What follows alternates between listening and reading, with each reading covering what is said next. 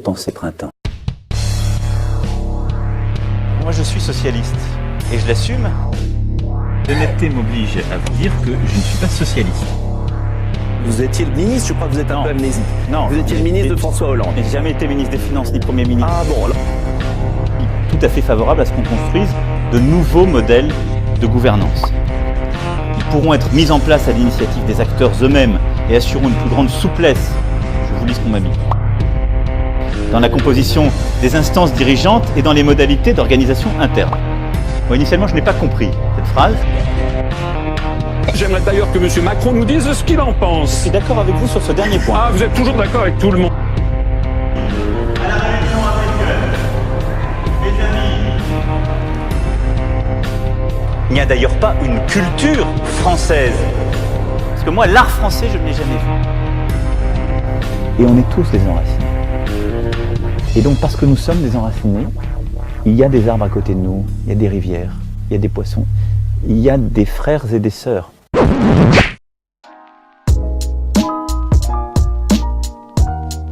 Je battrai campagne pour vous. Alors, je vais vous dire, si vous... Surtout, vous avez quelques propositions qui m'intéressent, à savoir l'annulation des taxes d'habitation pour nous les pauvres.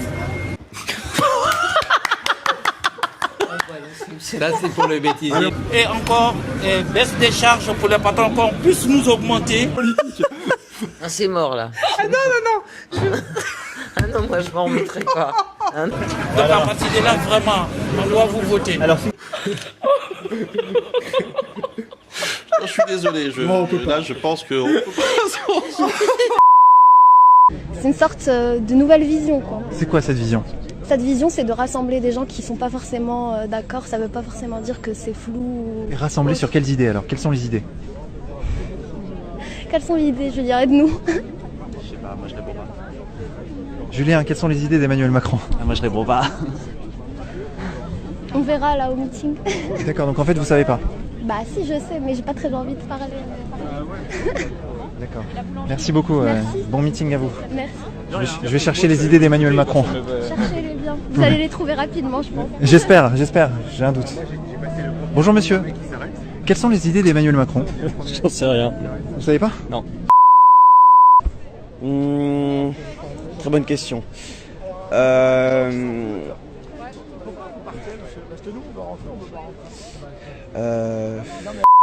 Comment dire?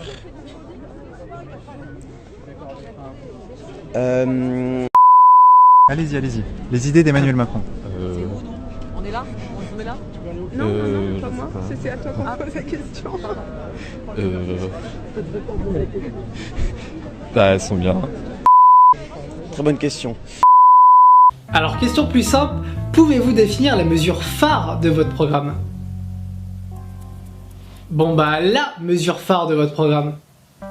Juste une mesure. Un mot. Un bruit à la rigueur. J'étais hier dans le bassin minier. Vous pouvez l'applaudir.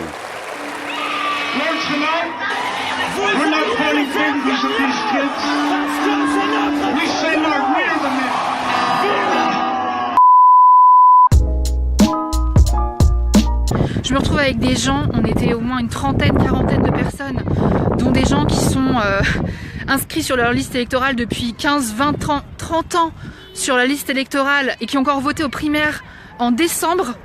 Et on est des centaines, voire des milliers. A priori, il y a 3800 personnes à Asnières qui ont été radiées.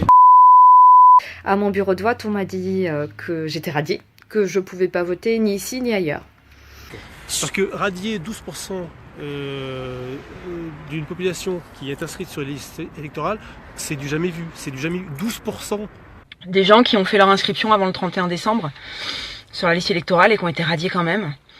Des gens où il y a le mari qui est pas radié et la femme elle l'est. Ils habitent à la même adresse. Des femmes qui ont été radiées parce qu'on a envoyé la carte électorale aux noms de jeunes filles alors qu'elles sont mariées depuis des années.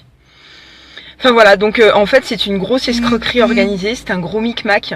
recevoir leur fiche d'impôt. Oui, j'ai une dame qui a reçu sa fiche d'impôt il y a 15 jours, mais apparemment elle habite plus là. Hein. Soi-disant, elle habite plus là. À partir du moment où elle habite plus là, qu'elle n'a pas répondu effectivement au papier de radiation, donc effectivement elle a été radiée. Voilà, donc. Et ça concerne 12% d'une population inscrite sur des listes électorales. C'est hallucinant, c'est du jamais vu. Oh magie, le CAC 40 fait un bond sur bien des actions sur les banques, sur Rothschild et compagnie. On se glisse doucement en fait sur une Europe qui va tout contrôler. Et nous, dans quelques années, on n'existera plus en tant que nation, on sera plus souverain. On est en train de nous la mettre bien profond, mais bien à l'envers en fait. Hein. Voilà, présidentielle, il y a bien eu des votes blancs à Lyon, mais ils ont été mal comptabilisés.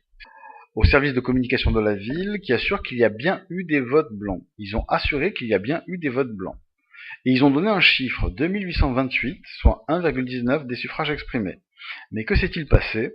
En y regardant de plus près, on s'aperçoit que les services du ministre de l'Intérieur ont additionné par erreur les bulletins blancs aux bulletins nuls. Donc c'est au processus de fin. Là, ils nous disent 3750 votes entre les blancs et les nuls, donc 2828 et 922. Et là, j'arrive sur le site et je vois vote blanc 2361. Voilà, je me suis pas trompé, hein, c'est bien Commune de Lyon. Hein. 2361 et 1391. C'est-à-dire que ma problématique de base, sur le comptage des voix, reste entière. Et puis je me suis dit, mais est-ce qu'il y a que ces chiffres-là qui ont changé? Et j'ai fait un tableau comparatif, quoi. Et dans tous les chiffres, sauf pour François Asselineau, on a exactement le même nombre de voix la veille qu'avant. 2138, mais on a des écarts qui peuvent être de 124 voix. Comme pour François Fillon.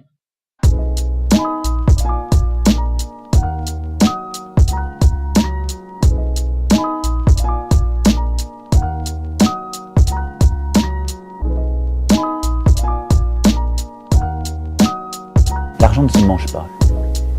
Il ne se mange pas, je confirme. Il ne se respire pas. Bon, initialement, je n'ai pas compris